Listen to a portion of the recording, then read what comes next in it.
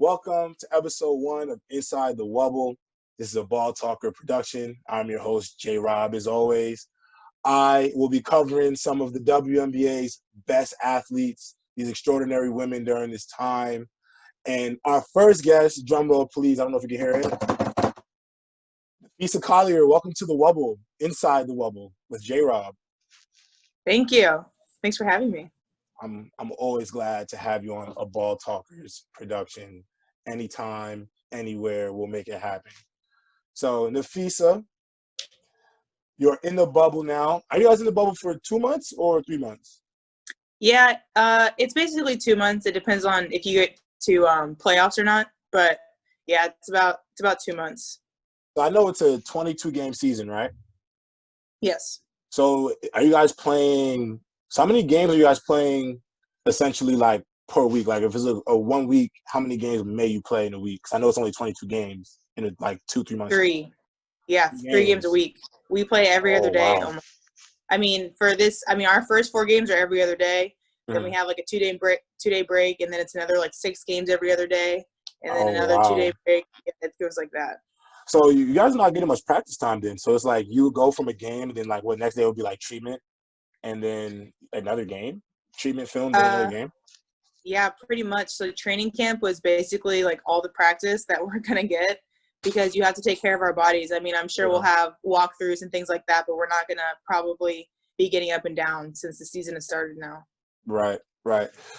So being inside the bubble, you actually, obviously, we would both agree, like coronavirus for America probably hit around March. Like that was about the time when we started shutting things down and we started going into quarantine, like that March to April transition.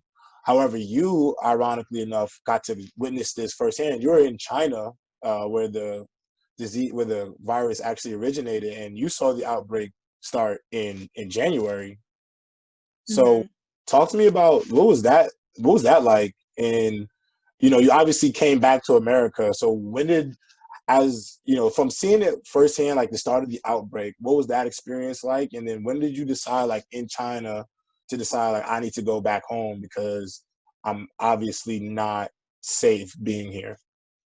Yeah, it was crazy. So I obviously went there, and I think I remember hearing something about like there's like a virus going around. But once I got there is really when my dad came with me, and he watches the news a lot more than I do. And he was seeing it like all over the news and in like multiple countries now. And then they weren't calling it a pandemic by then. Right. It hadn't spread enough for that, but they're like, it has the potential to become a global pandemic and all these things. And it just got worse and worse. I was there for like 13 days, so like not long at all. And I only got like 2 practices in, and then they had their Chinese New Year, so they were off. Right. And like I had to make the decision with my family and my agent just to leave because it was getting so bad. And the day after I left, they quarantined my city, so I would have been stuck there for a while if I had stayed. Wow. Yeah. So was it like the day after you decided to leave? Yeah. So I mean, my agent and my family, we'd been talking for maybe like 2 days. Like, should I leave? Should I stay? What am I going to tell the team? And then it just got worse within those 2 days. And like I said, we were on break, so it's not like I was seeing my coaches. Right. So we just made the decision to buy the plane ticket. It was in my contract. Like these were extenuating circumstances. It was getting really serious. They were quarantining other cities. I didn't know they were about to quarantine mine, but I left, and then literally the next day they shut down the city I was in, and I wouldn't have been able to leave. Wow. Well, I'm glad you made it back, obviously. Me too. Like, obviously, that would have been awful. I know, because I know a lot of people, men and women alike, who were playing basketball or any sport actually overseas, got stuck in countries that they're not even really from. So I can't even imagine, just from like I can't imagine what that would be like. You be in a country, and in some countries you go to, you don't even know the language, so you're really stuck in a home for months at a time. I'm really glad you made it out. So transitioning from China to obviously coming back home, and then when you came home, obviously you went into a countrywide quarantine where everybody was literally forced to stay in their homes. And obviously we still have some countries that are still going through major COVID-19 outbreaks and spikes. And with all of that, it made it hard for, obviously the professional leagues to decide whether or not they would decide to do, partake in the season. But the WNBA came to a conclusion. You guys were in IMG Academy now, where you are residing currently. So take us, if you could give somebody from the outside looking in who's never been into the Wubble, what was like your first reaction to the Wubble, and what has it been like? My first reaction was like a beach house kind of thing. Like I'm staying in a villa, and so there's like 3 rooms, a kitchen, and a living room. So it looks like where you would go if you were on like vacation somewhere or something. Right. So it's really nice. Like the setup is nice, and we got to see the court that we'd be playing on. It looks really cool. It's a huge campus.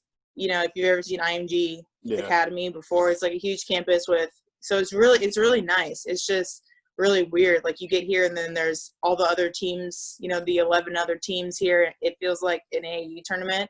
And it's basically like, yeah, you and you on court 1, you and you on court 2, 7 o'clock. Like, so it felt like AAU for real. But it's been a cool experience. I mean, would I want to do this every year? Absolutely not. But it's kind of cool. Like it's something new and different. We have no choice. Might as well like make the best out of it. It's cool to be by your teammates and stuff. Again, I don't want it every year, but it's like something new, and you have no choice but to kind of embrace it. So you have the opportunity though to like, it's and let me ask you, is it weird because like you're with your new teammates, right? Like obviously, well, you're in year 2, so you're with your teammates of the Lynx, but all of like your teammates that you went to college with are here as well.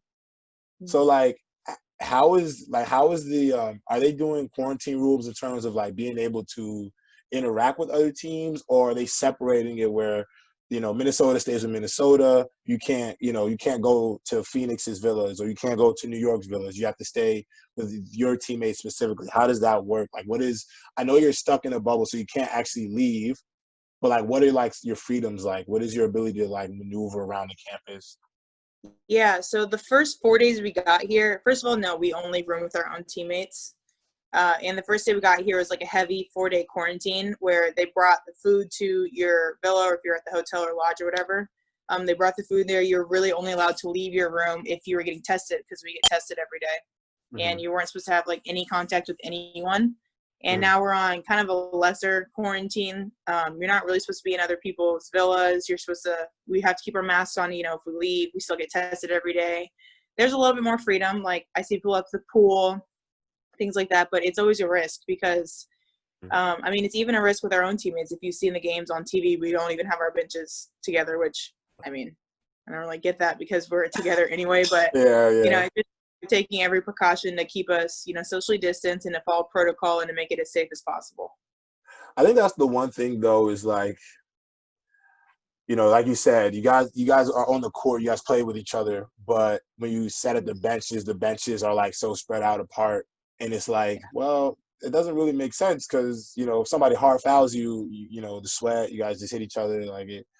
But I can understand like the parodies because in the NFL they said players are not allowed to exchange jerseys with each other, but you just played an entire game of football with each other. So it's like, whatever risk you put yourself in is already there. Like the risk was already there. Like, so it's like, I don't get it. I understand where you're coming from.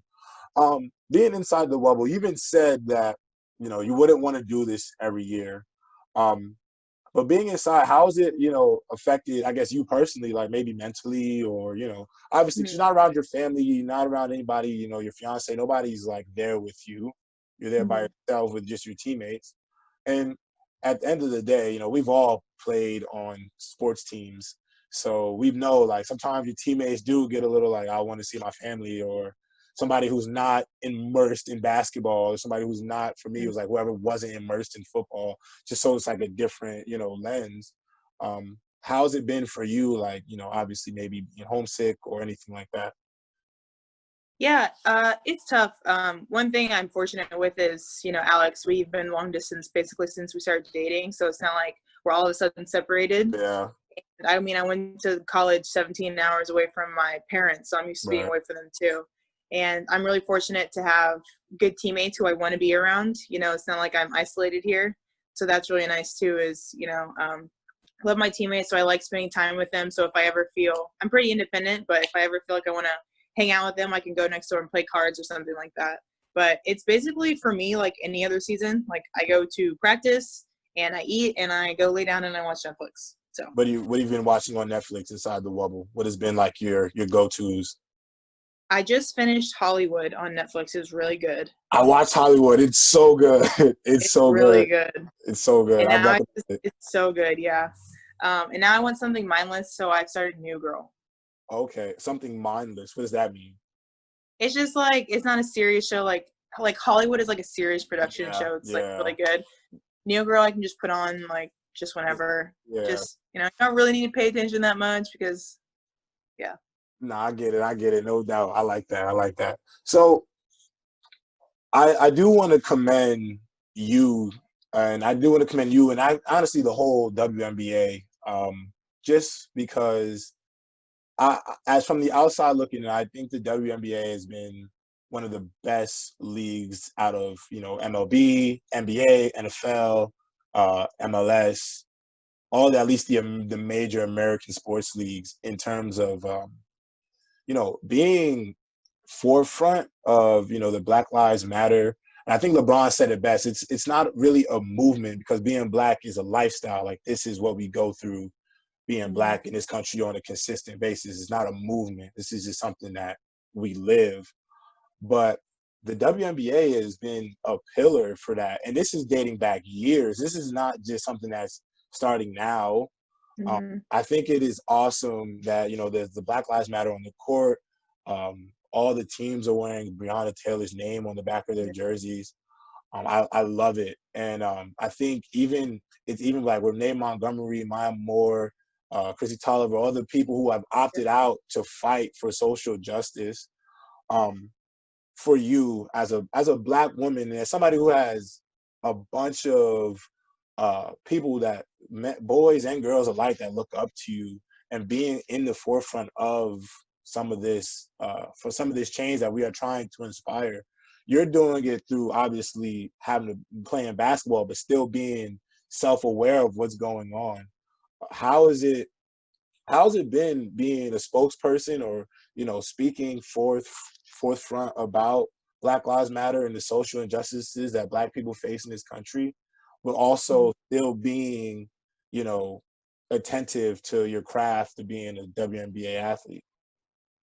Yeah, I think it's as professional athletes, well, first of all, as women in the WNBA, I think we are used to kind of using our voices. We're a huge, like LGBTQ community. We're used to using our voices to promote and to bring light to things that we think are important, injustices that we want to see changed.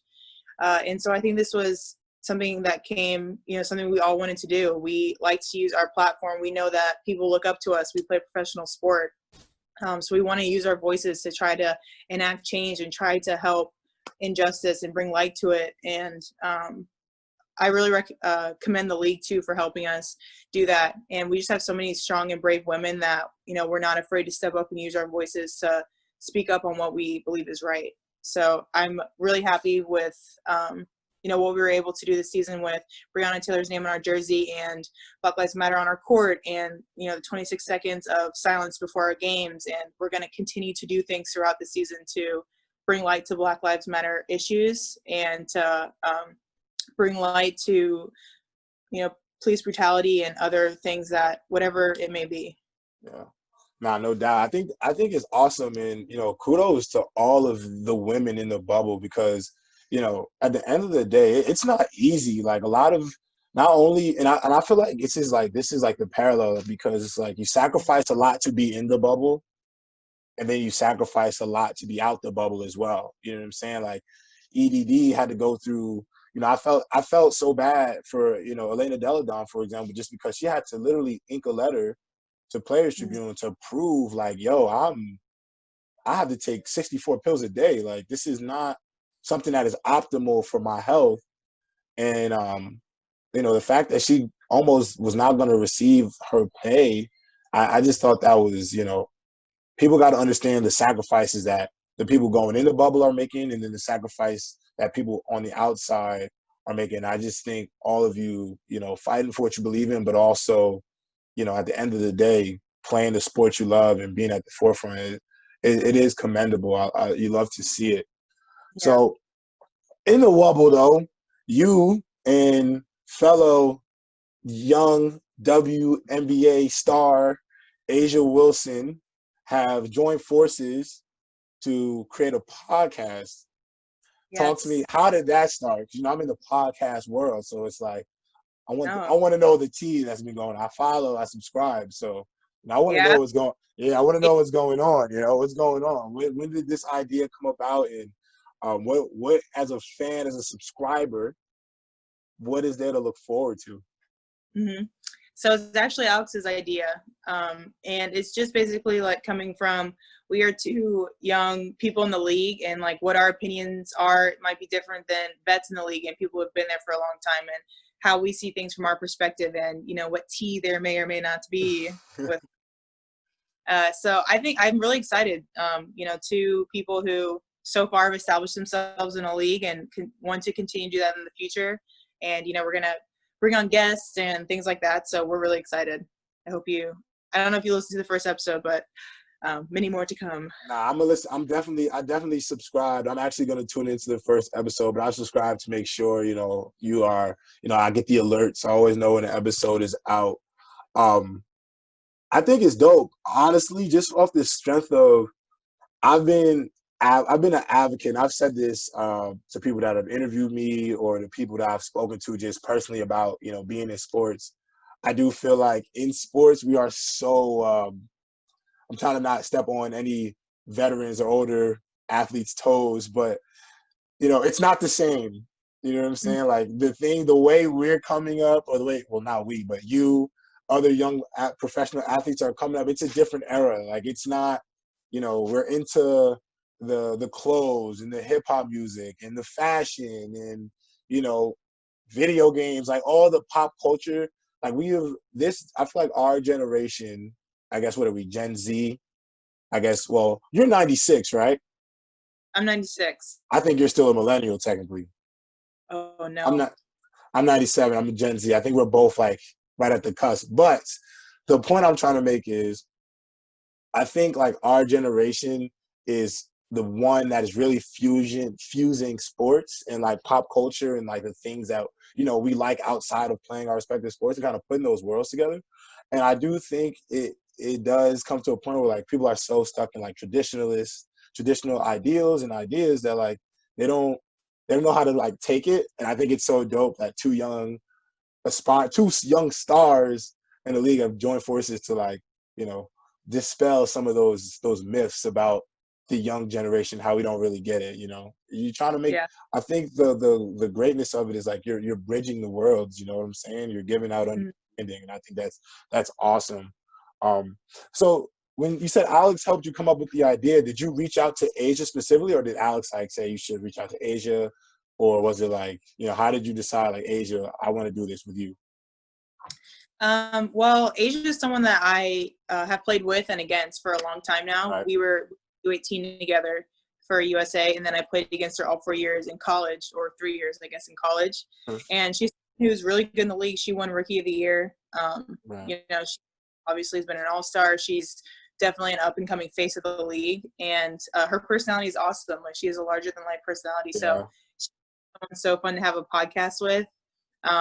And her laugh is contagious too. So I was listening to the podcast happening. I'm like laughing whenever Asia laughs. So it's just really fun to have her on. And so yeah, we thought she would just be a great person to do it with. And we're under the same agency now, so it's super easy to kind of coordinate and things like that. Wow. That's tough. That's dope. I cannot, I'm gonna listen to episode 1 and I'll write a review under, the review, make sure people are tuned in 5 stars, Um Right.